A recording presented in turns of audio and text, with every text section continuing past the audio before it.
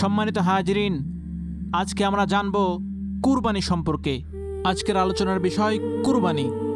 আমরা যারা কুরবানি দিচ্ছি, যাদের আল্লাহ রাব্বুল আলামিন সামর্থ্য দিয়েছেন, আমরা কুরবানি দেব একমাত্র আল্লাহর উদ্দেশ্যে। আল্লাহ রাব্বুল আলামিন বলেন, ফাসল্লি রব্বিকা ওয়ানহার, তোমরা তোমার রবের জন্য, একমাত্র আল্লাহর জন্য নামাজ আদায় করো এবং কুরবানি দাও। তাহলে একমাত্র আমরা কার উদ্দেশ্যে কুরবানি দেব? আল্লাহর উদ্দেশ্যে, আমাদের রবের উদ্দেশ্যে।